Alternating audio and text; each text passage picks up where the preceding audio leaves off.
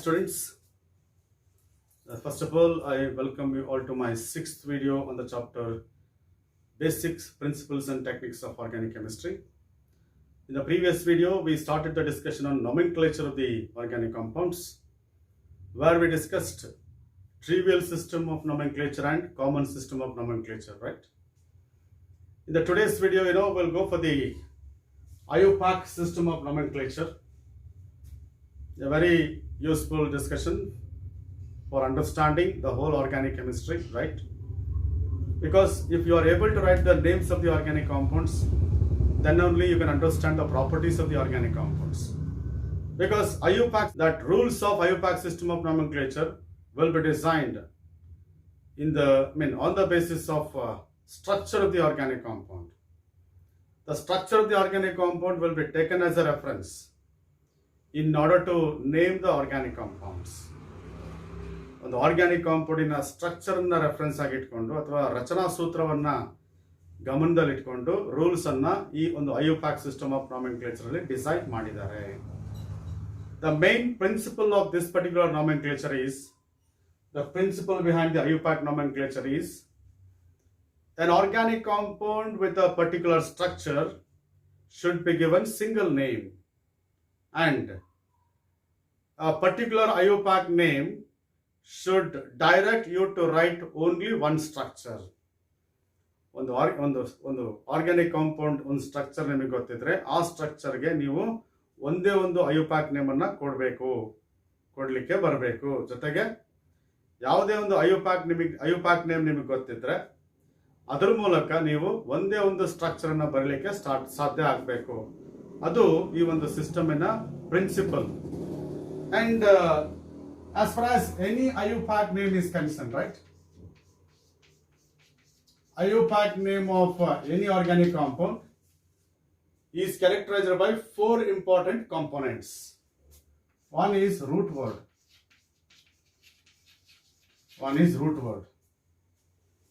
Another is prefix.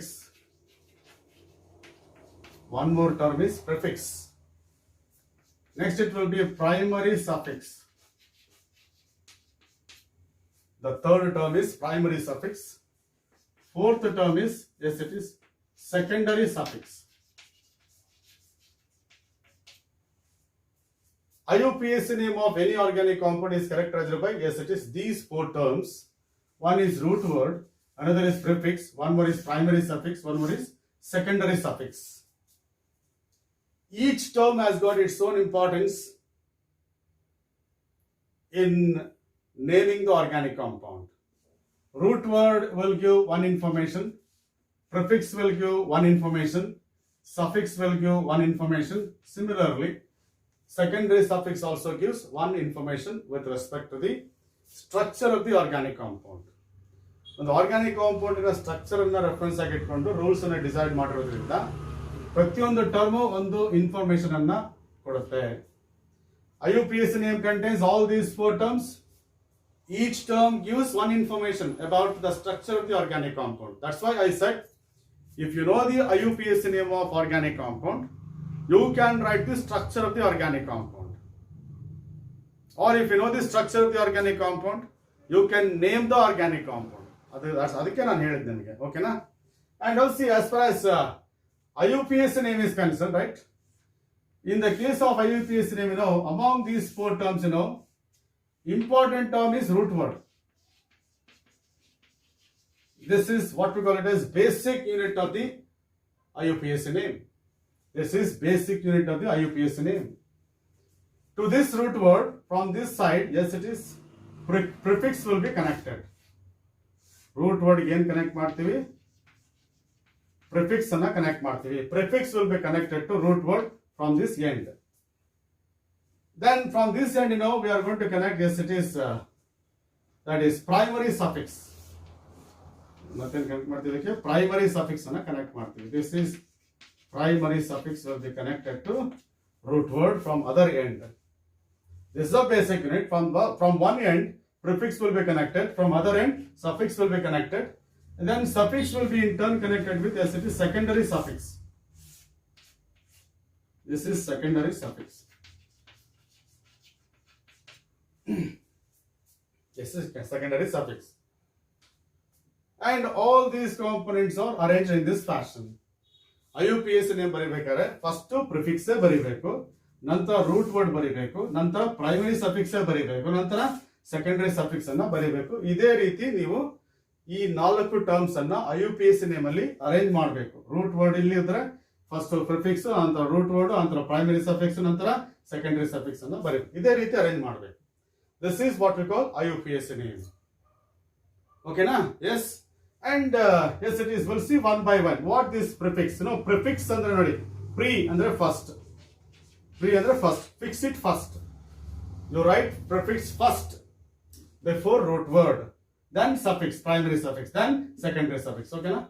Now we'll see one by one what these terms will indicate. We'll start with the root word first. Yes. What is the importance of the root word in IUPAC name anta baratiga, right?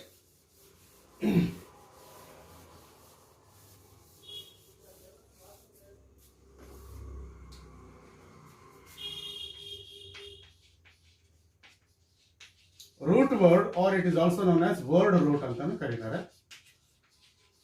Anything you can go for. Yes. The basic unit of IUPAC name, root word is basic unit of IUPAC name. It indicates the number of carbon atoms. It indicates number of carbon atoms present in parent chain of organic compound.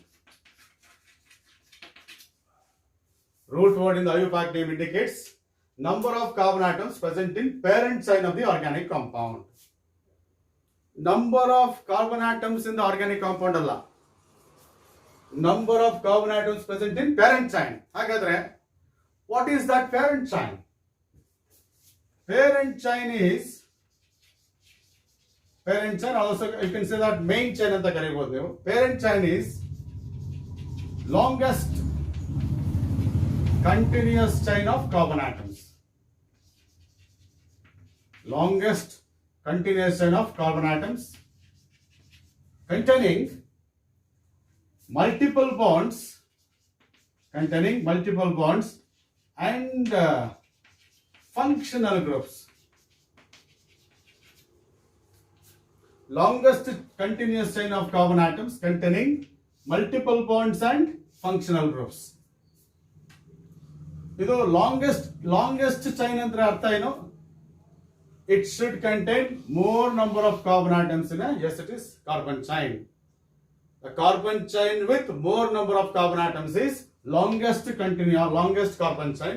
It should be continuous. It should be continuous, or it should contain multiple bonds. Carbon to carbon double bond, carbon to carbon triple bonds. Organic compound alli ಏನಾದರೂ carbon to carbon double bonds, carbon to carbon triple bonds ಇದ್ರೆ ಇವುಗಳು ಕೂಡ parent chain ಅಲ್ಲಿ include ಮಾಡ್ಕೋಬೇಕು.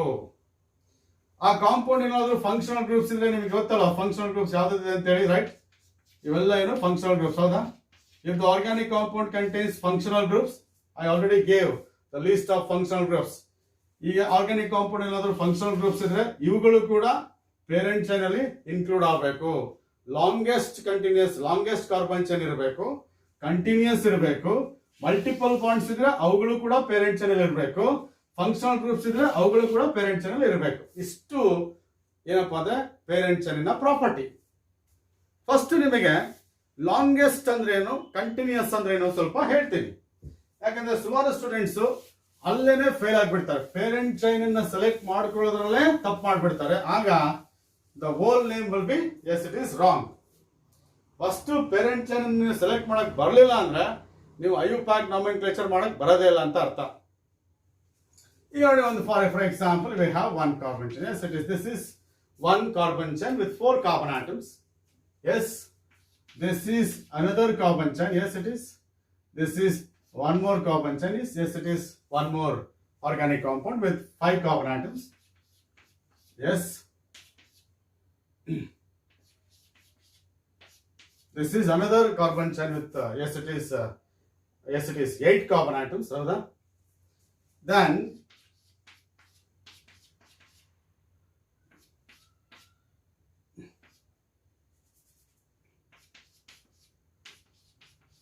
This is one more carbon chain, yes. This is one more carbon chain, yes, with as many as 5 plus 6 11 carbon atoms. ಹೌದಾ?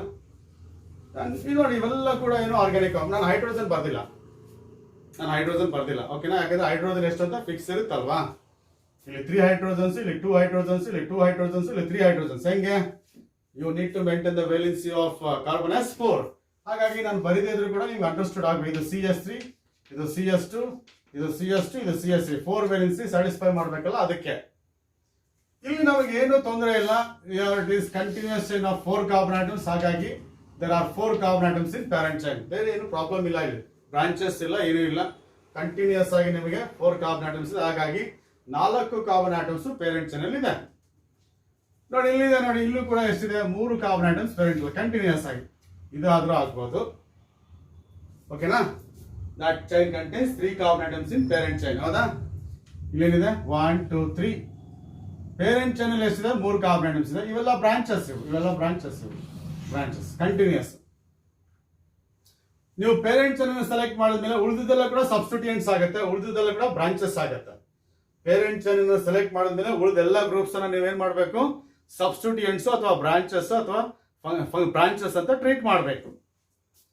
ಇಲ್ಲಿ ನೋಡಿ, ಇಲ್ಲೇನೋ 3 carbon atoms ಇದೆ. ನೋಡಿ ಇಲ್ಲೂ ಕೂಡ 3 ಕಾರ್ಬನ್ ಆಟಮ್ಸ್ ಇದೆ. ಹೌದಾ? ನೋಡಿ ಇಲ್ಲಿ ನೋಡಿ, ಹೀಗೆ 3 ಕಾರ್ಬನ್, ಹೀಗೂ ಕೂಡ 3 ಕಾರ್ಬನ್, ಹೀಗೂ ಕೂಡ 3 ಕಾರ್ಬನ್ ಆಟಮ್, ಹೀಗೂ ಕೂಡ 3 ಕಾರ್ಬನ್ ಆಟಮ್. ಹೌದಾ? ನೀವು ಯಾವ್ದಾದ್ರು ಸೆಲೆಕ್ಟ್ ಮಾಡಬಹುದು. That is parent chain.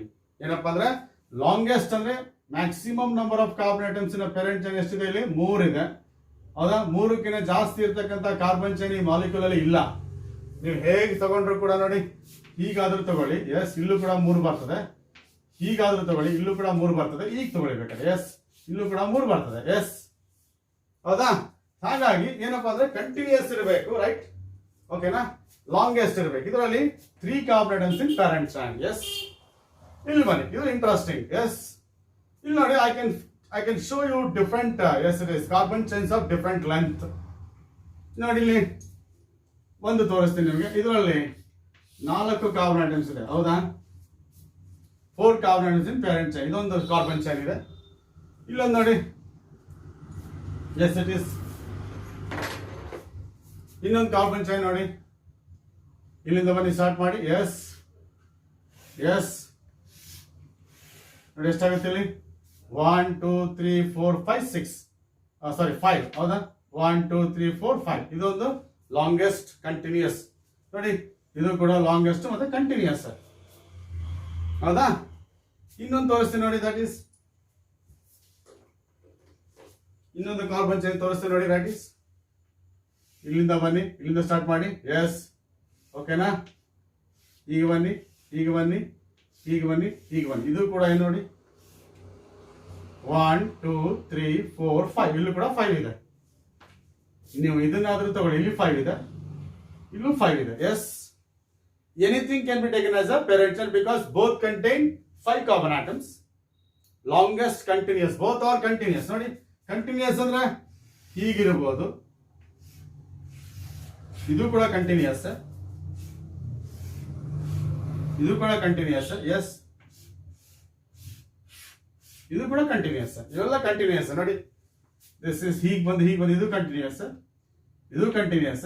ಓಕೆನಾ? ಎಸ್, ಹೀಗೆ ಬಂದು ಕಂಟಿನ್ಯೂಸ್. ಹಾಗಾಗಿ ಇದರಲ್ಲಿ how many carbon atoms in parent chain? 5 carbon atoms in parent chain. 4 ಅಲ್ಲ, 5 carbon atoms in parent chain. Yes, ಇಲ್ಲಿ ಬನ್ನಿ, ನಿಮಗೆ ನೋಡಿ, I can show you different carbon chains. ಇದರಲ್ಲಿ 5 ಇದೆ. ಎಸ್, 1 2 3 4 5 ಇದೆ. ಹೌದಾ? ಇನ್ನೊಂದು ತೋರಿಸ್ತೀನಿ ನೋಡಿ, ಇಲ್ಲಿಂದ ಸ್ಟಾರ್ಟ್ ಮಾಡಿ. ಇದು ಕೂಡ ನೋಡಿ, ಇದು ಕೂಡ ಕಂಟಿನ್ಯೂಸ್ ತಾನೆ, ಇದು ಕೂಡ ಕಂಟಿನ್ಯೂಸ್ ಕಾರ್ಬನ್ ಚೈನ್ ತಾನೆ. ಎಸ್, ಇಲ್ಲಿ ಎಷ್ಟು ನೋಡಿ, 1 2 3 4 5 6 7. This is continuous chain with 7 carbon atoms. This is continuous chain with 5 carbon atoms. ಯಾವ ಸರಿ? This is continuous with 7 carbon atoms. That is what is parent chain contains 7 carbon atoms. ಇನ್ನೊಂದು ನೋಡಿ, ಇಲ್ಲಿಂದ start ಮಾಡಿ. 1 2, ಓಕೆನಾ? ಹೀಗೆ ಬನ್ನಿ, 3 4, ಎಸ್, 5 6. ಇಲ್ಲೊಂದು ನೋಡಿ, ಇದು ಕೂಡ ಏನು continuous chain of carbon atom. Yes, ಇದರಲ್ಲಿ ಎಷ್ಟಿದೆ? 6 ಇದೆ. ಇದರಲ್ಲಿ ಎಷ್ಟಿದೆ? 5 ಇದೆ. ಇದರಲ್ಲಿ ಎಷ್ಟಿದೆ? 7 ಇದೆ. ಯಾವ ಸರಿ? Yav sari? This is the parent chain with 7 carbon atoms. 3, 4, 5, 6, 7. This is the parent chain with 7 carbon atoms.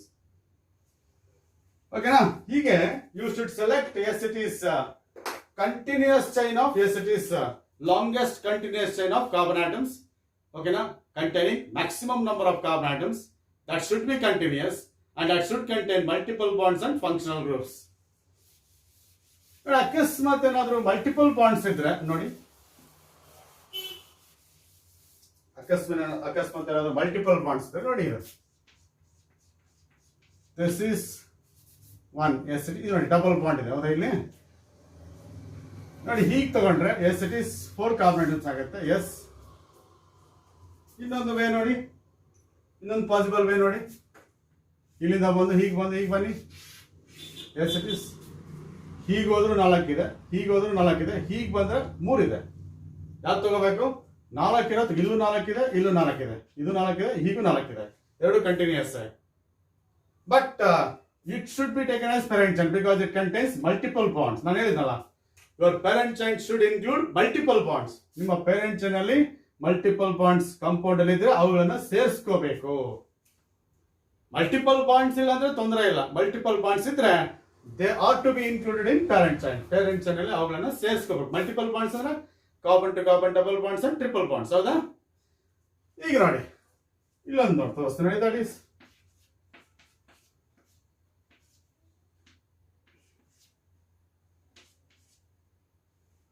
ಹೀಗಿದೆ. ಓಕೆನಾ? ಇದ್ರಲ್ಲಿ ನೋಡಿ ಹೀಗೆ ಹೋದ್ರೆ 4 ಇದೆ, ಹೀಗೆ ಹೋದ್ರೆ 3 ಇದೆ, ಹೀಗೆ ಹೋದ್ರೆ 4 ಇದೆ, ಹೀಗೆ ಹೋದ್ರೆ 3 ಇದೆ. ಯಾವ್ದು ತಗೋಬೇಕು? This should be the parent chain. This should be the parent chain because that is a continuous. ಹೀಗೆ ಬಂದ್ರೆ ಕಂಟಿನ್ಯೂಸ್ ತಾನೆ ವಿತ್ 4 ಕಾರ್ಬನ್ ಆಟಮ್. ಇಲ್ಲೂ ಕೂಡ 4 ಇದೆ, ಆದ್ರೆ ಇದನ್ನ ತಗೊಂಡ್ಬಿಟ್ರೆ ಏನಾಗುತ್ತೆ? This will be out of the parent chain. ನಮಗೆ ಡಬಲ್ ಬಾಂಡ್ಸ್ ಟ್ರಿಪಲ್ ಬಾಂಡ್ಸ್ ಇದ್ರೆ ಅವುಗಳನ್ನ ಪೇರೆಂಟ್ ಚೈನ್ ಅಲ್ಲಿ ಸೇರಿಸ್ಕೋಬೇಕು. That is what we call it as parent chain. The longest continuous chain of carbon atoms containing functional groups and multiple bonds, that is called as, yes it is parent chain. ಬಹಳ students fail ಆಗೋದಿಲ್ಲಪ್ಪ ಅಂದ್ರೆ continuous ಅನ್ನ correct ಆಗಿ ಅರ್ಥ ಮಾಡ್ಕೊಳ್ಳಲ್ಲ. ಬಹಳ ಜನ ಏನ್ ಮಾಡ್ತಾರೆ, ಎಲ್ಲ ಸ್ಟ್ರೇಟ್ ಆಗಿರುತ್ತೆ ಅಂತ ಅನ್ಕೊಂಡ್ಬಿಡ್ತಾರೆ, ಸ್ಟ್ರೇಟ್ ಆಗಿರುತ್ತೆ ಅದೇ ಪೇರೆಂಟ್ ಚೈನ್ ಅಂತ ಅನ್ಕೊಂಡ್ಬಿಡ್ತಾರೆ. Parent chain need not be straight, parent chain need not be straight. ಓಕೆನಾ? ಪೇರೆಂಟ್ ಚೈನ್ ಸ್ಟ್ರೇಟ್ ಆಗೇ ಇರಬೇಕು ಅಂತೇನಿಲ್ಲ, but it should be continuous. ಹೀಗೆ ಬಂದ್ರು ಕೂಡ ಕಂಟಿನ್ಯೂಸ್, ಹೌದಾ? ಈಗ ನೋಡಿ ನಾನು ಹೇಳ್ತಲ್ಲ ಅವಾಗ ಇದು ಕಂಟಿನ್ಯೂಸ್ ನೋಡಿ. ನಾನು ಇದು ಬರಿಬೇಕಾದ್ರೆ I am not lifting my hand, ಇದು ಬರಿಬೇಕಾದ್ರೆ I am not lifting my hand. This is continuous. ಇದು ಕೂಡ ಕಂಟಿನ್ಯೂಸ್, ಇದು ಕೂಡ ಕಂಟಿನ್ಯೂಸ್. ಇಲ್ಲಿ ನೋಡಿ ಹೀಗೆ ಬರೋದು, ಹೀಗೆ ಬರೋದು, ಹೀಗೆ ಬರೋದು ಡಿಸ್ಕಂಟಿನ್ಯೂಸ್ ಆಗುತ್ತೆ ನೋಡಿ. ಹೀಗೆ ಬರೆದ್ಮೇಲೆ ನಾನು ಇಲ್ಲಿ ಬರಿಬೇಕಾದ್ರೆ ಮತ್ತೇನು ಮಾಡ್ಬೇಕಾಯ್ತು? ಡಿಸ್ಕಂಟಿನ್ಯೂಸ್ ಆಯ್ತಲ್ವಾ? ನೋಡಿ ಹೀಗೆ ಬರೋದು ಕಂಟಿನ್ಯೂಸ್, ಹೀಗೆ ಬರೋದು ಡಿಸ್ಕಂಟಿನ್ಯೂಸ್. ಇಲ್ಲಿಂದ ಐ ಲಿಫ್ಟೆಡ್ ಮೈ ಹ್ಯಾಂಡ್, ಇದು ತೆಗೆದ್ಬಿಟ್ಟು ಇಲ್ಲಿ ಬರ್ದು, ಹೌದಾ? ಇಲ್ಲಿಂದ ಮತ್ತೆ ಹೀಗೆ ಡಿಸ್ಕಂಟಿನ್ಯೂಸ್, ಹೌದು ತಾನೆ? ಇದನ್ನ ಕರೆಕ್ಟ್ ನೋಡ್ಕೋಬೇಕು. Yes, that is meaning of continuous. ಓಕೆನಾ? ಹಾಗಾದ್ರೆ what are those root words? ನಾನು ಹೇಳಿದೆ number of carbon atoms present in parent chain ಅಂತ ಹೇಳಿದೆ. See that if the parent chain contains 1 carbon atom, I will have that table, number of carbon atoms and root word. I'll give that table. Yes, if the carbon atom with the organic compound contains 1 carbon atom in a parent chain, root word is meth anta. ಒಂದು organic compound ಅಲ್ಲಿ ಅಥವಾ parent chain ಅಲ್ಲಿ 1 carbon atom ಇದ್ರೆ ಅವಾಗ root word ಏನು? ಮೆತ್, METH. If the organic compound contains, if the parent chain contains 2 carbon atoms, then it will be eth. If there are 3, it will be prop. Yes, prop. It is 4, it will be but. Yes, buttala, but. Yes, it will be but. Yes. If there are 5, it will be pent. Yes, PENT. If there are 6, it will be hex. If there are 7, it will be hept, root word. If there are 8, it will be oct. Oct is a root word. Yes. ಒಂದು carbon ಚೈನಲ್ಲಿ ಒಂದು carbon atom ಇದ್ರೆ ಮೆತ್ ಅಂತ use ಮಾಡಬೇಕು root word ಅನ್ನ. 2 carbon atoms ಇದ್ರೆ ಇತ್ ಅಂತ use ಮಾಡಬೇಕು. 3 ಕಾರ್ಬನ್ ಆಟಮ್ಸ್ ಇದ್ರೆ ಪ್ರಾಪ್ ಅಂತ ಯೂಸ್ ಮಾಡಬೇಕು. 4 ಇದ್ರೆ ಬ್ಯೂಟ್ ಅಂತ ಯೂಸ್ ಮಾಡಬೇಕು ರೂಟ್ ವರ್ಡ್ ಅನ್ನ. ಎಸ್. ಆಮೇಲೆ ಎಷ್ಟಾಯ್ತು ನೋಡಿ, 9 ಇದ್ರೆ ನಾನ್ ಅಂತ ಯೂಸ್ ಮಾಡಬೇಕು. 10 ಇದ್ರೆ ಡೆಕ್ ಅಂತ ಯೂಸ್ ಮಾಡಬೇಕು. ಎಸ್. 11 ಇದ್ರೆ ಅನ್ಡೆಕ್ ಅಂತ ಯೂಸ್ ಮಾಡಬೇಕು. 12 ಇದ್ರೆ ಡೋ ಡೆಕ್ ಅಂತ ಯೂಸ್ ಮಾಡಬೇಕು. ಇದಕ್ಕಿಂತ ಜಾಸ್ತಿ ನಿಮಗೆ ಕೊಡಲ್ಲ, 12 ವರೆಗೂ ಕೊಡ್ಬೋದು. ನಿಮಗೆ ತಿಳ್ಕೋಬೇಕಂದ್ರೆ ಬರೀತೀನಿ, ಬೇಕಾರೆ 100 ಅಲ್ಲ 1000 ವರೆಗೂ ಬೇಕಾದ್ರೆ ಬರೀಬಹುದು. ಎಸ್ ನೋಡಿ, 12 13 ಇದ್ರೆ ಟ್ರೈಡೆಕ್, 14 ಇದ್ರೆ ಟೆಟ್ರಾಡೆಕ್, 15 ಇದ್ರೆ ಪೆಂಟಾಡೆಕ್, 16 ಇದ್ರೆ ಹೆಕ್ಸಾಡೆಕ್, 20 ಇದ್ರೆ ಐಕೋಸಾ, EICOSA. 20 ಕಾರ್ಬನ್ ಆಟಮ್ಸ್ ಇದ್ರೆ ಐಕೋಸಾ ಅಂತ ಹೇಳಿ ರೂಟ್ ವರ್ಡ್ ಬಳಸ್ತೀವಿ. Yes it is. 21 ಇದ್ರೆ ಹೆನ್ ಐಕೋಸಾ, HENEICOSA, ಹೆನ್ ಐಕೋಸಾ. 22 ಇದ್ರೆ ಡೋ ಐಕೋಸಾ, ಹೆನ್ ಐಕೋಸಾ, ಡೋ ಐಕೋಸಾ. 23 ಇದ್ರೆ ಟ್ರೈ ಐಕೋಸಾ. 24 ಇದ್ರೆ tetra icosa. Yes it is. 30 ಇದ್ರೆ ಎಸ್ ಇಟ್ ಇಸ್. 30 ಇದ್ರೆ ಟ್ರಯಾಕಾಂಟ್. 30 ಇದ್ರೆ ಟ್ರಯಾಕಾಂಟ್, TRIACONT, ಟ್ರಯಾಕಾಂಟ್. 31 ಇದ್ರೆ ಹೆನ್ ಟ್ರಯಾಕಾಂಟ್. 32 ಇದ್ರೆ ಡೋ ಟ್ರಯಾಕಾಂಟ್. 40 ಇದ್ರೆ ಟೆಟ್ರಾಕಾಂಟ್. 50 ಇದ್ರೆ ಪೆಂಟಾಕಾಂಟ್. 60 ಇದ್ರೆ ಹೆಕ್ಸಾಕಾಂಟ್. 70 ಇದ್ರೆ ಹೆಪ್ಟಾಕಾಂಟ್. 80 ಇದ್ರೆ ಆಕ್ಟಾಕಾಂಟ್. 90 ಇದ್ರೆ ನಾರಾಕಾಂಟ್. 100 ಇದ್ರೆ ಹೆಕ್ಟಾ.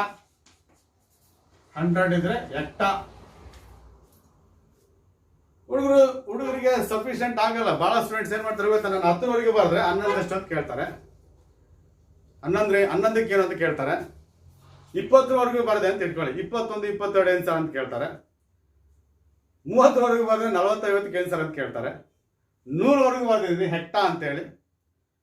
ಅವಾಗ ಏನ್ ಕೇಳ್ತಾರೆ, 200ಕ್ಕೆ ಎಷ್ಟು ಅಂತ ಕೇಳ್ತಾರೆ, 300ಕ್ಕೆ ಎಷ್ಟು ಅಂತ ಕೇಳ್ತಾರೆ. ಹೌದಾ, 400ಕ್ಕೆ ಎಷ್ಟು ಅಂತ ಕೇಳ್ತಾರೆ. ಇದೆ ರೂಟ್ ವರ್ಡ್ಸ್ ಇದೆ. 1000ವರೆಗೂ ಇದೆ ರೀ, ನಂಬ್ತೀರಾ? 1000ವರೆಗೂ ಇದೆ. ಓಕೆನಾ? ಅಷ್ಟೆಲ್ಲ ಏನು ಬೇಕಿಲ್ಲ. ನಿಮ್ಗೆ ಗೊತ್ತಾಗಲಿ ಅಂತ ಹೇಳ್ಬಿಟ್ಟು ನಾನೇನು ಮಾಡಿದೆ, 12 ನಂತರ ನಿಮ್ಗೆ ಗೊತ್ತಾಗಲಿ ಅಂತ ಹೇಳಿದೆ ನಾನು. ಎಸ್. ಮತ್ತೆ ನೀವೇನಾದ್ರು ಇಲ್ಲ ಬಿಡು 12 ಲಾಸ್ಟ್ ಅಂತ ಅನ್ಕೋಬಾರ್ದು ಅಂತ ಹೇಳ್ಬಿಟ್ಟು 12 ನಂತರ ನಾನು ನಿಮಗೆ ಈ ಇನ್ಫಾರ್ಮೇಶನ್ ಕೊಟ್ಟಿದ್ದೀನಿ. ಇನ್ನೂ ಬೇಕಾ ಮೆಸೇಜ್ ಹಾಕಿ, ನಾನು ಹಾಕೊಡ್ತೀನಿ. ಓಕೆನಾ? ನಿಮ್ಗೆ ಹೇಳ್ಕೊಡ್ತೀನಿ. ಓಕೆನಾ? ಮೆಸೇಜ್ ಹಾಕಿ ಬೇಕಾರೆ ನಿಮ್ಗೆ ಎಷ್ಟು ಬೇಕೋ ಅಷ್ಟು ಕೊಡ್ತೀನಿ. ಓಕೆನಾ? Yes. So this is what we call it as root words there. That is, depending upon the number of carbon atoms in a parent chain, we have different root words. ನನ್ನ ಪ್ರಕಾರ ನೀವು 12 ವರೆಗೂ ಕಲ್ತ್ರೆ ಕರೆಕ್ಟಾಗಿ ಸಾಕು.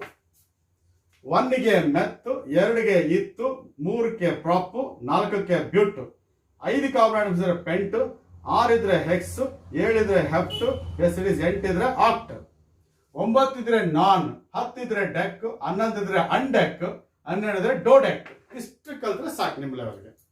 ಫಸ್ಟ್ PUC, ಸೆಕೆಂಡ್ PUC ಎಲ್ಲ ಡಿಗ್ರಿಗೂ ಸರಿ ಹೋಗುತ್ತೆ. ಓಕೆನಾ? ಔಟ್ ಆಫ್ ಕ್ಯೂರಿಯಾಸಿಟಿ ನಿಮಗೆ ಬರ್ತಿದ್ದೀನಿ ಅಷ್ಟೇ. ಔಟ್ ಆಫ್ ಕ್ಯೂರಿಯಾಸಿಟಿ ನಿಮಗೆ ಬರ್ತಿದ್ದೀನಿ. ಓಕೆನಾ? ನೆಕ್ಸ್ಟ್ ಬನ್ನಿ. ಸುಮ್ಮನೆ ಇದ್ರ ಬಗ್ಗೆ ಒಂದು ಎಕ್ಸಾಂಪಲ್ ಕೊಡೋದಾದ್ರೆ, ರೈಟ್, ಹೇಗೆ ಸರ್ ಬರೆಯೋದು ಇದು ಅಂತ ನೀವು ಕೇಳಿದ್ರೆ, ಎಸ್, ಒಂದು ಯಾವ್ದೋ ಕಾಂಪೌಂಡ್ ತಗೋತೀನಿ. ಎಸ್,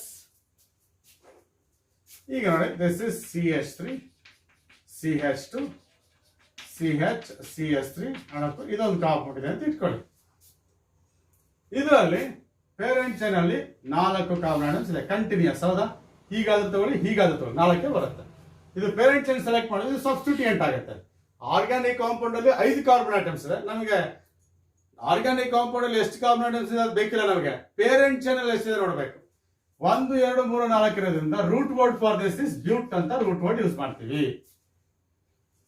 ಅಕಸ್ಮಾತ್ ನೋಡಿ, CH3, CH, CH2, CS2, CS3 CS3 ಹೀಗಿದ್ರೆ how many carbon atoms in parent chain 1 2 3 ಇಲ್ಲಿ 3 ಇದೆ, ಈ ಕಡೆ ಬಂದ್ರೆ 5 ಇದೆ, ಅದಕ್ಕೋಸ್ಕರ ಇದನ್ನ ಸೆಲೆಕ್ಟ್ ಮಾಡ್ಕೊಳ್ಳಿ. ಎಸ್, ಅವಾಗ ಇದು ಸಬ್ಸ್ಟಿಟ್ಯೂಯೆಂಟ್ ಆಗುತ್ತೆ. 5 ಕಾರ್ಬನ್ ಆಟಮ್ಸ್ ಇರೋದ್ರಿಂದ ರೂಟ್ ವರ್ಡ್ ಇಸ್ 10. ಈ ತರ ನನಗೆಲ್ಲ ಫಸ್ಟ್ ಟರ್ಮ್ಸ್ ಏನು ಹೇಳುತ್ತೆ ನೋಡ, ಆಮೇಲೆ ಬರ್ತೀನಿ ನಿಮಗೆ. ಓಕೆನಾ? This is how you can make use of root word. Yes, second term in the IUPAC name is prefix.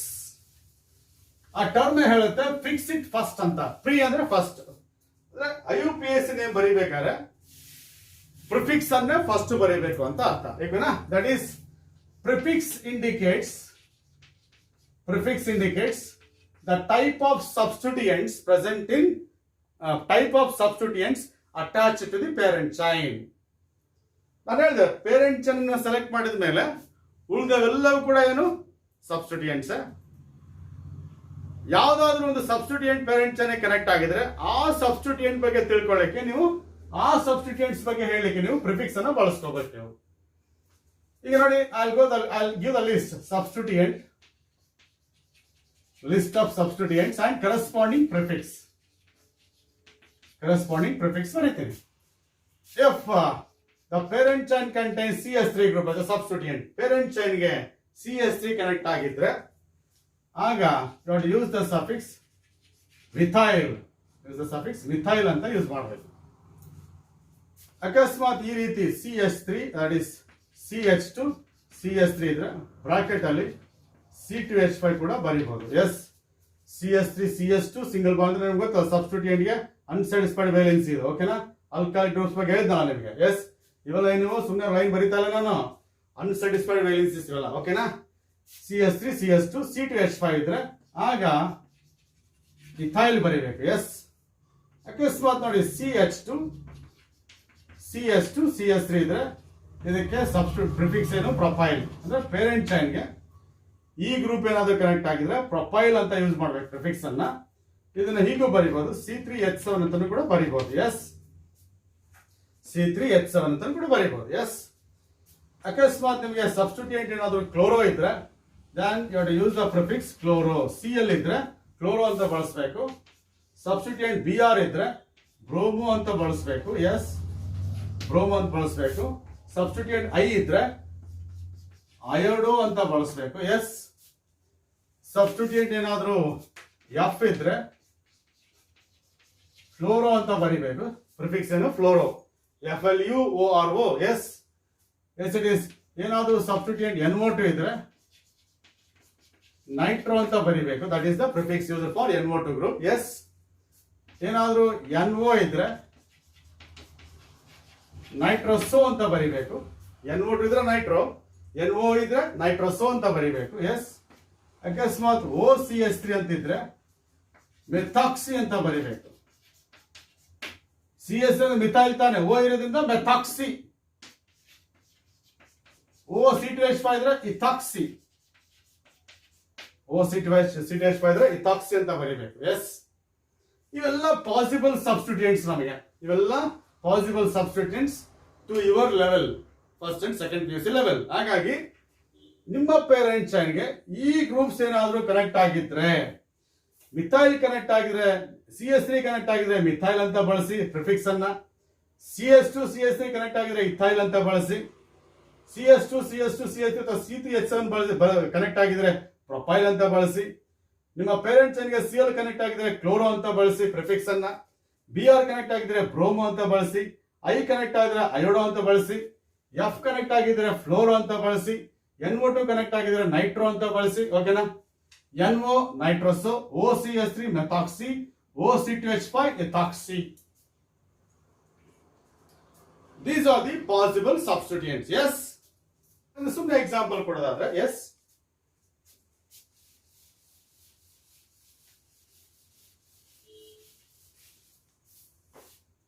ಒಂದು ಕಾರ್ಬನ್ ಚೈನ್ ಇದೆ. ಎಸ್, ಇದು ಒಂದು ಕಾರ್ಬನ್ ಚೈನ್ ಇದೆ. ಓಕೆನಾ? ಒಂದು ಆರ್ಗ್ಯಾನಿಕ್ ಕಾಂಪೌಂಡ್ ಇದೆ. ಪೇರೆಂಟ್ ಚೈನ್ ಅಲ್ಲಿ 3 ಕಾರ್ಬನ್ ಆಟಮ್ಸ್ ಇದೆ. ಹಾಗಾಗಿ ರೂಟ್ ವರ್ಡ್ ಏನು ಪ್ರಾಪ್ ಅಂತ ಬಳಸಬೇಕು. ಎಸ್, ಓಕೆನಾ? ರೂಟ್ ವರ್ಡ್ ಏನು ಪ್ರಾಪ್ ಅಂತ ಬಳಸಬೇಕು. ಸಬ್ಸ್ಟಿಟ್ಯೂಯೆಂಟ್ ಏನಿದೆ Cl ಇದೆ. ಹಾಗಾಗಿ ಕ್ಲೋರೋ. ಏನು ಬರೀಬೇಕು? ಕ್ಲೋರೋ ಆದ್ಮೇಲೆ ಪ್ರಾಪ್ ಬರೀಬೇಕು. ಹೇಳಿದ್ನಲ್ಲ ನಮಗೆ, ನಾನೊಂದು ಸ್ಕೀಮ್ ಕೊಟ್ಟಿದ್ದಲ್ಲ, ರೂಟ್ ವರ್ಡ್ ಬರೆದಾಗ ಇದಕ್ಕೆ ಏನು ಕನೆಕ್ಟ್ ಮಾಡ್ಬೇಕು? ಈ ಕಡೆಯಿಂದ ಎಸ್ ಇಟ್ ಈಸ್ ಪ್ರಿಫಿಕ್ಸ್ ಅನ್ನ ಕನೆಕ್ಟ್ ಮಾಡ್ಬೇಕು. ಹೌದಾ? ಇದು ಪ್ರಿಫಿಕ್ಸ್ ಅನ್ನ ಕನೆಕ್ಟ್ ಮಾಡ್ಬೇಕು. ಹಾಗಾಗಿ ಕ್ಲೋರೋ ಫಸ್ಟ್ ಬರಿಬೇಕು ಪ್ರಿಫಿಕ್ಸ್, ನಂತರ ರೂಟ್ ವರ್ಡ್ ಬರಿಬೇಕು. ಹೌದಾ? ಕ್ಲೋರೋ ಪ್ರಾಪ್ ಮುಂದೆ ಇದೆ, ಬೇರೆ ಹೇಳ್ತೇನೆ ಅದ ಅಂತೇಳಿ. ಓಕೆನಾ? ಆಮೇಲೆ ಗಮನಿಸ್ಬೇಕು ನೀವು ಏನಪ್ಪಾ ಅಂತಂದ್ರೆ, ನಾನು ಇಲ್ಲಿವರೆಗೂ ಬರೆದಂತ ಪ್ರಿಫಿಕ್ಸ್ಗಳಲ್ಲಿ ಎಸ್ ಎಸ್ ನೀವು ಗಮನಿಸಬೇಕಾದ್ರೆ ಮಿಥೈಲ್ ಅಂತ ಬರೆದ, ಮಿಥೈಲ್ ಬರೆದ್ಮೇಲೆ ಈ ತರ ಐಫನ್ ಹಾಕಿದೆ, ಇಥೈಲ್ ಬರೆದ್ಮೇಲೆ ಈ ತರ ಐಫನ್ ಹಾಕಿದೆ. ಎಸ್ ಪ್ರೊಫೈಲ್ ಅಂತ ಬರೆದ ಮೇಲೆ ಇಲ್ಲಿ ಐಫನ್ ಹಾಕಿದೆ. ಹೌದಾ? ಇದರ ಅರ್ಥ ಏನು ಗೊತ್ತಾ? ಇದನ್ನ ರೂಟ್ ವರ್ಡ್ಗೆ ಕನೆಕ್ಟ್ ಮಾಡಿ ಅಂತ ಅರ್ಥ. This root word. ಇದನ್ನ ಈ ಕನೆಕ್ಷನ್ ಇಂದ ರೂಟ್ ವರ್ಡ್ ಕನೆಕ್ಟ್ ಮಾಡಿ ಅಂತ ಅರ್ಥ. ಈ ಕನೆಕ್ಷನ್ ಇಂದ ರೂಟ್ ವರ್ಡ್ಗೆ ಕನೆಕ್ಟ್ ಮಾಡಿ, ಇದಕ್ಕೆ ರೂಟ್ ವರ್ಡ್ಗೆ ಕನೆಕ್ಟ್ ಮಾಡಿ ಅಂತ ಅರ್ಥ. ನೈಟ್ರೋ ಅಂತ ಬರೆದೆ. ಹೌದಾ? ನೈಟ್ರೋ ಅಂತ ಬರೆದ್ಬಿಟ್ಟು ಇಲ್ಲಿ ಐಫನ್ ಹಾಕಿದೆ. ಯಾಕಂದ್ರೆ ಇದನ್ನ ರೂಟ್ ವರ್ಡ್ಗೆ ಕನೆಕ್ಟ್ ಮಾಡಿ, ಇದು ರೂಟ್ ವರ್ಡ್ಗೆ ಕನೆಕ್ಟ್ ಮಾಡಿ, ಈ ಎಂಡ್ ಇಂದ ಅಂತ ಅರ್ಥ. ಓಕೆನಾ? ಈ ಎಂಡ್ ಇಂದ ರೂಟ್ ವರ್ಡ್ಗೆ ಕನೆಕ್ಟ್ ಮಾಡಿ ಅಂತ. ಈಗ ಸಫಿಕ್ಸ್ ಈ ತರ ಬರೆಯ, ಸಫಿಕ್ಸ್ಗೆ ಬೇರೆ ತರ ಬರೀತೀನಿ, ಗಮನಿಸಿ ಅದನ್ನ. ಓಕೆನಾ? ಮಿಥೈಲ್ ಅಂತ ಬರೆದ್ಮೇಲೆ ಕನೆಕ್ಷನ್ ಬರ್ತೀನಿ ನಾನು. ಹೌದಾ? ಯಾಕಂದ್ರೆ ಈ ಕನೆಕ್ಷನ್ ಇಂದ ನೀವು ರೂಟ್ ವರ್ಡ್ಗೆ ಕನೆಕ್ಟ್ ಮಾಡಬಹುದು ಅಂತ ಅರ್ಥ. ಓಕೆನಾ? So that is what we call prefix. ಹಾಗಾದ್ರೆ prefix indicates the type of substituents attached to the parent chain. ಓಕೆನಾ? that is different substituents list ಕೊಟ್ಟಿದ್ದೆ ನಾನು. ಹೌದಾ? ಅವುಗಳಿಗೆ ಯಾವ ಯಾವ ಸಬ್ಸ್ಟಿಟ್ಯೂಯೆಂಟ್ ಗೆ ಏನೇನು ಪ್ರಿಫಿಕ್ಸ್ ಅನ್ನು ಬಳಸಬೇಕಂತ ಹೇಳಿದೀನಿ. ಓಕೆನಾ? ಅದಕ್ಕೆ ಪ್ರಿಫಿಕ್ಸ್, ಫಿಕ್ಸ್ ಇಟ್ ಫಸ್ಟ್. ಹೌದಾ? ಈಗ ಬರ್ತೀನಿ suffix. One more important yes it is term in IUPAC name of any organic compound, that is suffix. And the suffix indicate type of multiple bonds,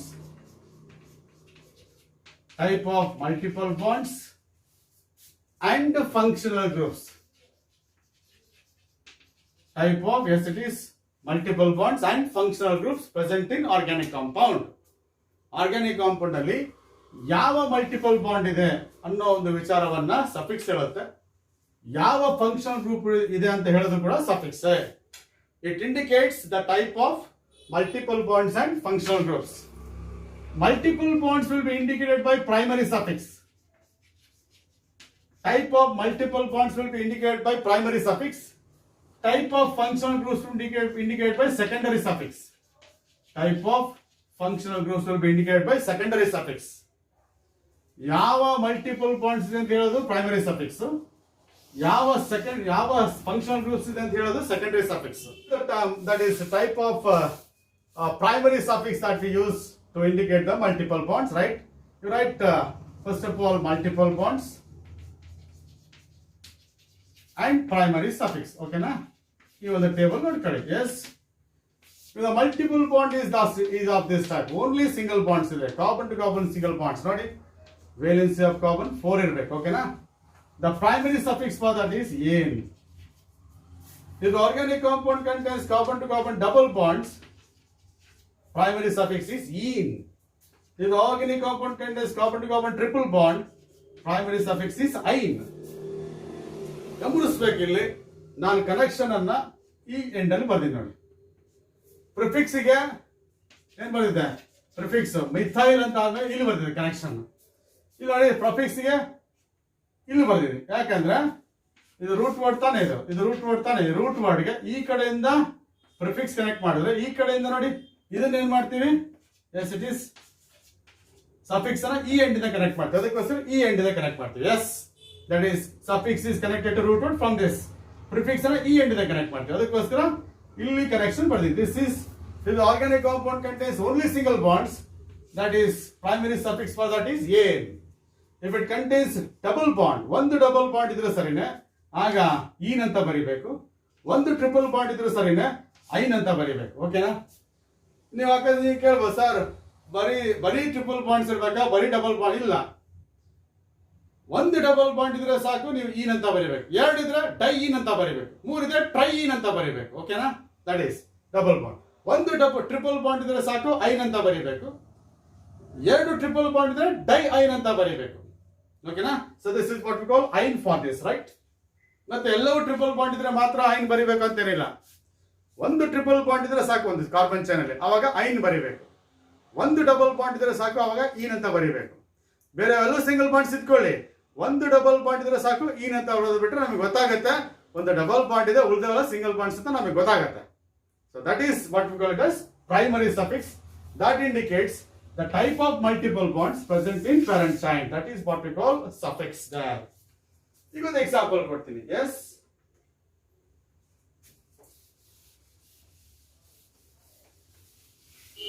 ಏನಪ್ಪಾ ಅಂದ್ರೆ ಒಂದು ಕಾರ್ಬನ್ ಚೈನ್ ತಗೋತೀನಿ. S, ಇದು carbon organic compound ಇದೆ. ಇದರಲ್ಲಿ 4 carbon atoms ಇದೆ, ಹೌದಾ? 4 ಬರೀ ಸಿಂಗಲ್ ಬಾಂಡ್ಸ್ ಇದೆ, ಹೌದಾ? ಇದು ಸಬ್ಸ್ಟಿಟ್ಯೂಯೆಂಟ್, ಹೌದಾ? ಇದು ಸಬ್ಸ್ಟಿಟ್ಯೂಯೆಂಟ್ ತಾನೆ, ಇದು ಸಬ್ಸ್ಟಿಟ್ಯೂಯೆಂಟ್ ತಾನೆ. ಎಸ್, ಇದು ಪೇರೆಂಟ್ ಚೈನ್ ತಾನೆ. Yes, this is carbon atom 4 ತಾನೆ. ಹಾಗಾಗಿ ಫಸ್ಟ್ ಏನ್ ಬರಿಬೇಕು? ಕ್ಲೋರೋ ಬರಿಬೇಕು ತಾನೆ. ಎಸ್, ಹೌದಾ? ಆಮೇಲೆ ಏನು ಪ್ರಿಫಿಕ್ಸ್ ಆದ್ಮೇಲೆ ಏನು? S, it is ಬ್ಯೂಟ್. ಯಾಕಂದ್ರೆ ಬ್ಯೂಟ್ ಆಗ್ಬಾರ್ದೆ 4 ಕಾರ್ಬನ್ ಆಟಮ್ಸ್, ಓಕೆನಾ? ಪ್ಲಸ್ ಏನು? ಎಲ್ಲ ಸಿಂಗಲ್ ಬಾಂಡ್ಸ್ ಇದೆ, ಸಿಂಗಲ್ ಬಾಂಡ್ ಇದ್ರೆ ಏನ್, therefore it is chlorobutane. First prefix, ನಂತರ ರೂಟ್ ವರ್ಡ್, ನಂತರ primary suffix. Sir secondary suffix ಇಲ್ಲ ಅಂತ ನೀವು ಹೇಳ್ಬೋದು. ಸೆಕೆಂಡರಿ ಸಫಿಕ್ಸ್ ಯಾಕಿಲ್ಲ ಅಂದ್ರೆ ಇಲ್ಲಿ ಫಂಕ್ಷನಲ್ ಗ್ರೂಪ್ಸ್ ಇಲ್ವಲ್ಲ. ಇಲ್ಲಿ ಫಂಕ್ಷನಲ್ ಗ್ರೂಪ್ ಇಲ್ಲ ಅಂದ್ರೆ ನಿಮಗೆ ಸೆಕೆಂಡರಿ ಗ್ರೂಪ್ಸ್ ಇರೋದಿಲ್ಲ. ಫಂಕ್ಷನಲ್ ಗ್ರೂಪ್ ಇದ್ರೆ ಸೆಕೆಂಡರಿ ಸಫಿಕ್ಸ್ ಬರ್ತದೆ, ಹೌದಾ? ಈಗ ಅಕಸ್ಮಾತ್ ಪ್ರಿಫಿಕ್ಸ್ ಇಲ್ಲ ಅಂತ ಇಟ್ಕೊಳ್ಳಿ, ಹೀಗಿತ್ತು ಅಂತ ಇಟ್ಕೊಳ್ಳಿ, ಪ್ರಿಫಿಕ್ಸೇ ಇಲ್ಲಪ್ಪ ಅಂದ್ರೆ ಸಬ್ಸ್ಟಿಟ್ಯೂಯೆಂಟೇ ಇಲ್ಲಪ್ಪ, ಸಬ್ಸ್ಟಿಟ್ಯೂಯೆಂಟ್ ಇಲ್ಲ ಅಂತ ಇಟ್ಕೊಳ್ಳಿ, ಆಗ CS3 CS2 CS ಇಷ್ಟೇ ಇತ್ತು ಅಂತ ಇಟ್ಕೊಳ್ಳಿ, ಆವಾಗ ಪ್ರಿಫಿಕ್ಸ್ ಇರಲ್ಲ. ಉಳಿಯೋದೇನು? ಬ್ಯೂಟ್ ಪ್ಲಸ್ ಏನ್. ಹಾಗಾಗಿ ಇಟ್ಸ್ ನೇಮ್ ಇಸ್ ಬ್ಯೂಟೇನ್. ಈ ತರ ಇವು ಮಾತ್ರ ಇದ್ದೇ ಇರುತ್ತೆ. ಯಾವುದೇ ಕಾಂಪೌಂಡ್ ತಗೊಳ್ರಿ, ರೂಟ್ ವರ್ಡ್ ಇರುತ್ತೆ, ಪ್ರೈಮರಿ ಸಫಿಕ್ಸ್ ಇದ್ದೇ ಇರುತ್ತೆ. ಇವಿಲ್ದಂಗೆ ನೇಮ್ ಬರೆಯಕ್ ಸಾಧ್ಯನೇ ಇಲ್ಲ. ಪ್ರಿಫಿಕ್ಸ್ ಯಾವಾಗ ಬರುತ್ತೆ? ಸಬ್ಸ್ಟಿಟ್ಯೂಯೆಂಟ್ಸ್ ಇದ್ರೆ. ಇದು ಏನೋ ಸೆಕೆಂಡರಿ ಸಫಿಕ್ಸ್ ಯಾವಾಗ ಬರುತ್ತೆ? ಫಂಕ್ಷನಲ್ ಗ್ರೂಪ್ಸ್ ಇದ್ರೆ, ಹೌದಾ? ಅದು ಆಪ್ಷನಲ್. ಬಟ್ ಇವು ಮಾತ್ರ ಕಂಪಲ್ಸರಿ. ಒಂದು ರೂಟ್ ವರ್ಡ್ ಇರುತ್ತೆ, ಇನ್ನೊಂದು ಪ್ರೈಮರಿ ಸಫಿಕ್ಸ್ ಇದ್ದೇ ಇರುತ್ತೆ. ಯಾವುದೇ ಕಾಂಪೌಂಡ್ ತಗೊಳ್ಳಿ, ಓಕೆನಾ? This is what, yes, it is primary suffix. Now let us see secondary suffix ಬಗ್ಗೆ ಬರ್ತೀನಿ ಈಗ. Yes,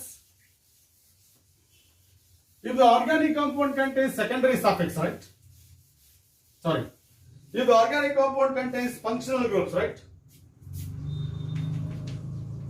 If the organic compound contains functional group, the presence of functional groups can be indicated by making use of secondary suffix. Secondary suffix ಅನ್ನು ಬಳಸಿಕೊಂಡು ಆ parent chain ಅಲ್ಲಿ ಯಾವ functional group ಇದೆ ಅಂತ ಹೇಳ್ಬಿಟ್ಟು ನಾವು ಬರೀತೀವಿ. ಎಸ್, ಸುಮಾರು ಫಂಕ್ಷನಲ್ ಗ್ರೂಪ್ಸ್ ಅನ್ನ ನೀವು ಪ್ರೀವಿಯಸ್ ವಿಡಿಯೋದಲ್ಲಿ ನೋಡಿದ್ದೀರಾ. ಎಸ್, ಸುಮಾರು ಫಂಕ್ಷನಲ್ ಗ್ರೂಪ್ಸ್ ಬಗ್ಗೆ ನಾನು ನಿಮಗೆ ಡೀಟೇಲ್ಸ್ ಅನ್ನ ಕೊಟ್ಟಿದ್ದೀನಿ. ಎಸ್, ಈಗ ಆ ಫಂಕ್ಷನಲ್ ಗ್ರೂಪ್ಸ್ಗೆ ನಾನು ಏನ್ ಬರೀತೀನಿ ಈಗ, ಸೆಕೆಂಡರಿ ಸಫಿಕ್ಸ್ ಅನ್ನ ಯಾವ ಯಾವ್ದು ಯೂಸ್ ಮಾಡ್ಬೇಕಂತ ತೋರಿಸ್ತೀನಿ ನಿಮಗೆ. ಎಸ್, ಯಾವ ಫಂಕ್ಷನಲ್ ಗ್ರೂಪ್ಗೆ ಯಾವ ಸೆಕೆಂಡರಿ ಸಫಿಕ್ಸ್ ಅನ್ನ ಬಳಸಬೇಕು ಅದನ್ನು ತೋರಿಸ್ತೀನಿ. If the organic compound contains OH group, then your it is secondary suffix is all. If the organic compound contains CHO, then it is AL, all. OH ಇದ್ರೆ OL, all. CHO ಇದ್ರೆ AL. ಇಲ್ಲಿ ಗಮನಿಸಿ, ಇಲ್ಲಿ ಬರೀತಾ ಇದೀನಿ connection. ಬೇಕಾದ್ರೆ it will be connected to, yes it is connected to primary suffix. ಇದನ್ನ primary suffix connect ಮಾಡ್ತಿದ್ದಾನೆ ನೀವು. First prefix, root word, primary suffix, ನಂತರ ಬರೆಯೋದೇನು?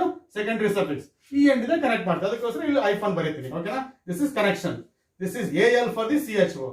CHO ಹೀಗೂ ಬರೀಬಹುದು, ಹೀಗೂ ಇದ್ರೂ ಕೂಡ AL ಎರಡು ಗೊತ್ತಿರಬೇಕು ನಿಮಗೆ. CHO ಅಂದ್ರೆ ಒಂದೇನೆ, C double bond O H ಇದು ಒಂದೇನೆ. ನಾನು ಗಮನಿಸಿ, ವೇಲೆನ್ಸಿ ಆಫ್ ಕಾರ್ಬನ್ ಇಸ್ 4. ಇದು ಆಲ್ಡಿಹೈಡ್ ಗ್ರೂಪ್ ಅಂತಾರೆ. AL is it is suffix for, secondary suffix for CHO. ಅಕಸ್ಮಾತ್ CO ಇದ್ರೆ, yes it is own is the secondary suffix. one ಅಲ್ಲ, own. CO ಇದ್ರೆ ಇದು ಹೀಗೂ ಇರ್ಬೋದು ಬೇಕಾದ್ರೆ. CO ನ C ಡಬಲ್ ಬಾಂಡ್ O ಎರಡು ವೇಲೆನ್ಸಿ ಇದೆ. ಇದು ಡೈವಲೆಂಟ್, ಈ ಕಡೆ ಒಂದು ವೇಲೆನ್ಸಿ, ಈ ಕಡೆ ಒಂದು ವೇಲೆನ್ಸಿ. ಯಾಕಂದ್ರೆ 4 ಆಗ್ಬೇಕಲ್ಲ. C double bond O, yes it is 4 valency ಆಗ್ಬೇಕಲ್ಲ. ಹೀಗಿದ್ರೆ ಓನ್ ಅಂತ ಬರೀಬೇಕು. ಎಸ್, ಅಕಸ್ಮಾತ್ ಇದಿದ್ರೆ COOH ಇದ್ರೆ, ಫಂಕ್ಷನಲ್ ಗ್ರೂಪ್ COOH ಇದ್ರೆ, yes it is oic acid. Secondary suffix ಏನು? oic acid ಅಂತ ಬರೀಬೇಕು. ಎಸ್, ಇದನ್ನ ಹೀಗೂ ಬರೀಬಹುದು, C ಡಬಲ್ ಬಾಂಡ್ OH ಅಂತ ಬರೀಬಹುದು. ಎಸ್, COOH ಅನ್ನ C ಡಬಲ್ ಬಾಂಡ್ OH, ಹೌದಾ? ಅವಾಗ oic acid ಅಂತ ಬರೀಬೇಕು. ಎಸ್, ಅಕಸ್ಮಾತ್ ಹೀಗಿದ್ರೆ, ಎಸ್ COCl ಬ್ರಾಕೆಟ್ ಅಲ್ಲಿ COCl, C double bond O Cl, COCl ಹೀಗಿದ್ರೆ OYl ಕ್ಲೋರೈಡ್ ಅಂತ ಬರೀಬೇಕು. ಸಫಿಕ್ಸ್ ಏನಾಗ OYl chloride, OYl chloride, OYl chloride. Yes COCl ಇದ್ರೆ ಎಸ್, CN ಇದ್ರೆ ಎಸ್ ಇಟ್ ಈಸ್ ನೈಟ್ರೈಲ್ ಅಂತ ಬರೀಬೇಕು. CN ಇದ್ರೇನು ನೈಟ್ರೈಲ್, ಸಯನೋ ಗ್ರೂಪ್ ಅದು, ದಟ್ ಈಸ್ ನೈಟ್ರೈಲ್ ಅಂತ ಯೂಸ್ ಮಾಡಿ. CN ಗ್ರೂಪ್ ಇದ್ರೆ ನೈಟ್ರೈಲ್, ನೈಟ್ರೈಲ್ ಅನ್ನ ಹೀಗೂ ಬರೀಬಹುದು, C ಟ್ರಿಪಲ್ ಬಾಂಡ್ N ಅಂತಾನು ಬರೀಬಹುದು. ಎಸ್ ಇದೆಲ್ಲ ಆವಾಗಲೇ ಬಂದಿನಿ, ಪ್ರೀವಿಯಸ್ ಎಲ್ಲ ತೋರಿಸ್ತೀನಿ ಇದೆಲ್ಲ. CN ಅದ್ ಬದಲಾಗಿ C ಟ್ರಿಪಲ್ ಬಾಂಡ್ N ಅಂತ ಬರೀಬೇಕು. ಎಸ್ ಕಾರ್ಬನ್ ವೇಲೆನ್ಸಿ 4 ಇದೆ, ನೈಟ್ರೋಜನ್ ವೇಲೆನ್ಸಿ 3 ಸ್ಯಾಟಿಸ್ಫೈ ಆಗಿದೆ. ಈಗ ನೋಡಿ ಅಕಸ್ಮಾತ್ NC ಇದ್ರೆ ಎಸ್ ದಿಸ್ ಇಸ್ ಕಾರ್ಬಿಲಮೈನ್, ಕಾರ್ಬಿಲಮೈನ್ ಅಂತ ಬರೀಬೇಕು. The suffix, secondary suffix for NC, CN and NC isomers ಅವು. CN ಅಲ್ಲಿ C ಇಂದ ನೀವು CN ಕಾರ್ಬನ್ ಚೈನ್ ಕನೆಕ್ಟ್ ಮಾಡಿದ್ರೆ cyano, that is nitrile. CN ಅನ್ನ N ಇಂದ ಕಾರ್ಬನ್ ಚೈನ್ ಕನೆಕ್ಟ್ ಮಾಡಿದ್ರೆ ಐಸೋಸೈನೋ ಅಥವಾ carbylamine. Is the suffix carbylamine is the secondary suffix for NC. NH2 ಇದ್ರೆ ಅಮೈನ್, NH2 ಇದ್ರೆ ಅಮೈನ್, AMINE, NH2 ಇದ್ರೆ amine. ಇಲ್ಲಿ ಗಮನಿಸಿ ಕನೆಕ್ಷನ್ಸ್ ಅನ್ನ ಫಸ್ಟ್ ಬರೆದಿ, ಯಾಕಂದ್ರೆ ಈ ಎಂಡ್ ಇಂದ ನೀವೇನ್ ಮಾಡ್ಬೇಕು, ಇದನ್ನ ಪ್ರೈಮರಿ ಸಫಿಕ್ಸ್ ಕನೆಕ್ಟ್ ಮಾಡ್ಬೇಕು. ಹೌದಾ? ಇವೆಲ್ಲ ಗಮನಿಸಿ, ಇವೆಲ್ಲ ಕನೆಕ್ಷನ್ಸ್ ಎಲ್ಲಿ ಬರ್ದಿ ನೋಡಿ. Yes IUPAC name ends with secondary suffix. IUPAC name ಅಲ್ಲಿ ಸೆಕೆಂಡರಿ ಸಫಿಕ್ಸ್ ಕೊನೆಗೆ ಬರೆಯೋದು. ಫಂಕ್ಷನಲ್ ಗ್ರೂಪ್ ಇದ್ರೆ, ಫಂಕ್ಷನಲ್ ಗ್ರೂಪೇ ಇಲ್ಲ ಅಂದ್ರೆ ಆವಾಗ ಸೆಕೆಂಡರಿ ಸಫಿಕ್ಸ್ ಅನ್ನ ಬರೆಯಲ್ಲ. ಎಸ್ ಆಗ್ಬೋದಾ? So this are the some possible. Yes it is functional groups. Yes it is OH ಇದ್ರೆ ಆಲ್ ಅಂತ ಬರೀಬೇಕು, ಅದು ಆಲ್ಕೋಹಾಲ್ಸ್ ಅಂತ ಕರಿತೀವಿ. CHO ಇದ್ರೆ AL ಅಂತ ಬರೀಬೇಕು, ಅಲ್ಡಿಹೈಡ್ಸ್ ಅಂತ ಕರಿತೀವಿ ಕಾಂಪೌಂಡ್ಸ್ ಅನ್ನ. CHO ಬದಲಾಗಿ C ಡಬಲ್ ಬಾಂಡ್ OH ಇದ್ರೆ ಸರಿನೇ. CO ಇದ್ರೆ O ಅಂತ ಬರೀತೀವಿ, C double bond O. Yes COOH ಅಥವಾ C ಡಬಲ್ ಬಾಂಡ್ OH ಇದ್ರೆ ಓಯಿಕ್ ಆಸಿಡ್ ಅಂತ ಬರೀತೀವಿ. COCl ಇದ್ರೆ OYl ಕ್ಲೋರೈಡ್ ಅಂತ ಬರೀತೀವಿ, ಓಕೆನಾ? ಅಥವಾ COCl, C double bond O Cl. CN ಇದ್ರೆ ನೈಟ್ರೈಲ್ ಅಂತ ಬರೀತೀವಿ, C ಟ್ರಿಪಲ್ ಬಾಂಡ್ N ಅಂತ. NC ಇದ್ರೆ ಕಾರ್ಬೈಲಮೈನ್ ಅಂತ ಬರೀತೀವಿ, NH2 ಇದ್ರೆ ಅಮೈನ್ ಅಂತ ಬರೀತೀವಿ. ಇನ್ನೊಂದಿದೆ ನೋಡಿ, as it is this is one more, COO ಅಥವಾ ಹೀಗೂ ಬರೀಬಹುದು, C double bond O. As it is ಈ ತರ, ದಿಸ್ ಇಸ್ COO ಇದ್ರೆ O8 ಅಂತ ಬರೀತೀವಿ. COO ಇದ್ರೇನು O8 is the secondary suffix. Esters ಅಂತ ಕರಿತೀವಿ. ಆ ಲಿಸ್ಟ್ ಎಲ್ಲ ಕೊಟ್ಟಿದೆ ನೋಡಿ, that is COO functional group ಇದ್ರೆ ಆ ಕಾಂಪೌಂಡ್ಸ್ ಎಲ್ಲ ಏನು ಎಸ್ಟರ್ಸ್ ಅಂತ ಕರಿತೀವಿ, ಅವಾಗ O8 ಅಂತ ಬರೀತೀವಿ. ಓಕೆನಾ? COCl ಇದ್ರೆ ಆಸಿಡ್ ಕ್ಲೋರೈಡ್ಸ್, COOH ಇದ್ರೆ ಕಾರ್ಬಾಕ್ಸಿಲಿಕ್ ಆಸಿಡ್ಸ್, CN ಇದ್ರೆ ನೈಟ್ರೈಲ್ಸ್ ಅಥವಾ ಸೈನೈಡ್ಸ್, NC ಇದ್ರೆ ಕಾರ್ಬಿಲಮೈನ್ಸ್ ಅಥವಾ ಐಸೋಸೈನೈಡ್ಸ್, NH2 ಇದ್ರೆ ಅಮೈನ್ಸ್. ಹಾಗಾಗಿ as it is amine is the suffix. ಇದನ್ನ ಇನ್ನೋವೇಟಿಬಲ್ ನೀವು ಪ್ರಾಕ್ಟೀಸ್ ಮಾಡಬೇಕು, ಇನ್ನೋವೇಟಿಬಲ್ ನೀವು ಪ್ರಾಕ್ಟೀಸ್ ಮಾಡಲೇಬೇಕು. ಇವನ್ನ ಕರೆಕ್ಟ್ ಆಗಿ 2-3 ಸಲ ಬರೆದ್ಬಿಟ್ಟು ಪ್ರಾಕ್ಟೀಸ್ ಮಾಡಿ ತಲೆಯಲ್ಲಿ ಇಟ್ಕೋಬೇಕು. ಆಗ ಮಾತ್ರ ನಿಮಗೆ IUPAC ನೇಮ್ಸ್ ನ ಬರೀಲಿಕ್ಕೆ ಬರ್ತದೆ. ಇಲ್ಲ ಅಂದ್ರೆ ಬರಲ್ಲ, ಮರ್ತ್ಕೋಬಿಡಿ. ಓಕೆನಾ? ಅದಕ್ಕೆ 1-2-3 ಸಲ ಪ್ರಾಕ್ಟೀಸ್ ಮಾಡೋದು ಒಳ್ಳೇದು. ಎಸ್ ನೆನ್ಪಿಟ್ಕೊಳ್ಳೇಬೇಕು, ಬೇರೆ ದಾರಿ ಇಲ್ಲ. ಯಾಕಂದ್ರೆ ನೀವು ಎಲ್ಲಿವರೆಗೂ ಕೆಮಿಸ್ಟ್ರಿ ಓದ್ತಾರೋ ಅಲ್ಲಿವರೆಗೂ ನಿಮ್ ತಲೆಯಲ್ಲಿ ಇರಬೇಕು. ಹಾಗಾಗಿ ನಿಮ್ಗೆ ಹೇಳ್ತಾ ಇದ್ದೀನಿ, ಇಲ್ಲಿವರೆಗೂ ನಾವೇನ್ ಮಾಡಿದ್ವಿ, ರೂಟ್ ವರ್ಡ್ ಅಂದ್ರೇನು ಮತ್ತೆ ಯಾವ್ಯಾವ ರೂಟ್ ವರ್ಡ್ಸ್ ಯೂಸ್ ಮಾಡ್ತೀವಿ ಹೇಳಿದೆ. ಪ್ರಿಫಿಕ್ಸ್ ಅಂದ್ರೇನು, ಅದು ಯಾವ್ಯಾವ ರೂಟ್ ಪ್ರಿಫಿಕ್ಸ್ ಯೂಸ್ ಮಾಡ್ತೀನಿ, ಯಾವ್ಯಾವ ಗ್ರೂಪ್ಗೆ ಅಂತ ಹೇಳಿದೆ. ಪ್ರೈಮರಿ ಸಫಿಕ್ಸ್ 3 ಇರೋದು, ಏನ್, ಈನ್, ಐನ್. ಸಿಂಗಲ್ ಬಾಂಡ್ ಇದ್ರೆ ಏನು, ಡಬಲ್ ಬಾಂಡ್ ಇದ್ರೆ ಏನು, ಟ್ರಿಪಲ್ ಬಾಂಡ್ ಇದ್ರೆ ಐನು. ಫಂಕ್ಷನಲ್ ಗ್ರೂಪ್ಸ್ ಯಾವ್ದಾದ್ರು ಫಂಕ್ಷನಲ್ ಗ್ರೂಪ್ಸ್ ಇರಲಿ, ಯಾವ ಫಂಕ್ಷನಲ್ ಗ್ರೂಪ್ ಇದೆ ಅಂತ ನೋಡ್ಕೊಂಡ್ಬಿಟ್ಟು ಏನ್ ಮಾಡ್ಬೇಕು, ಸೂಟಬಲ್ ಸೆಕೆಂಡರಿ ಸಫಿಕ್ಸ್ ಅನ್ನ ಯೂಸ್ ಮಾಡಬೇಕು. ಎಸ್ OH ಇದ್ರೆ ಈ ತರ ನೀವು ನಿಮ್ಗೆ ಏನಪ್ಪಾ ಅಂದ್ರೆ ಸೆಕೆಂಡರಿ ಸಫಿಕ್ಸ್ ಅನ್ನು ಯೂಸ್ ಮಾಡಬೇಕು.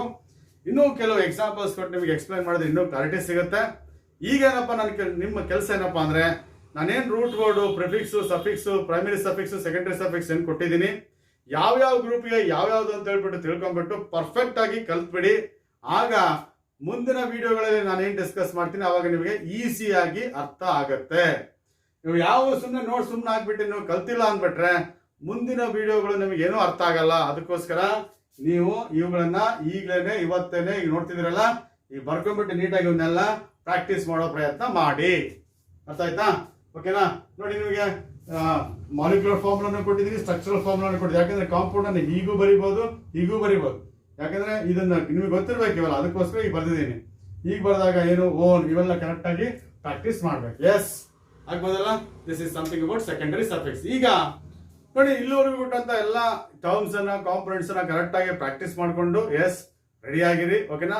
ಮುಂದಿನ ವಿಡಿಯೋದಲ್ಲಿ ರೂಲ್ಸ್ ಮತ್ತೆ ಎಕ್ಸಾಂಪಲ್ಸ್ ಕೊಟ್ಬಿಟ್ಟು ನಾಮನ್ಕ್ಲೇಚರ್ ಆಫ್ ಆರ್ಗ್ಯಾನಿಕ್ ಕಾಂಪೌಂಡ್ಸ್ ಅನ್ನ ವಿತ್ ಎಕ್ಸಾಂಪಲ್ ಅಂಡ್ ಇಲ್ಲಸ್ಟ್ರೇಷನ್ಸ್ ನಿಮಗೆ ಎಕ್ಸ್ಪ್ಲೈನ್ ಮಾಡ್ತಾ ಹೋಗ್ತೀನಿ. ಓಕೆನಾ. ಬಟ್ ಅದಕ್ಕಿಂತ ಮೊದಲು ನೀವೇನ್ ಮಾಡ್ಬೇಕು, ಈ ಕಾಂಪೊನೆಂಟ್ಸ್ ಯಾವ್ಯಾವ ಟರ್ಮು, ಯಾವ್ಯಾವ ಸಫಿಕ್ಸು, ಯಾವ್ಯಾವ ಪ್ರಿಫಿಕ್ಸು, ಆಮೇಲೆ ರೂಟ್ ವರ್ಡ್ಸ್ ಏನಿದೆ ಅದನ್ನ ಕರೆಕ್ಟ್ ಆಗಿ ಪ್ರಾಕ್ಟೀಸ್ ಮಾಡಲೇಬೇಕು.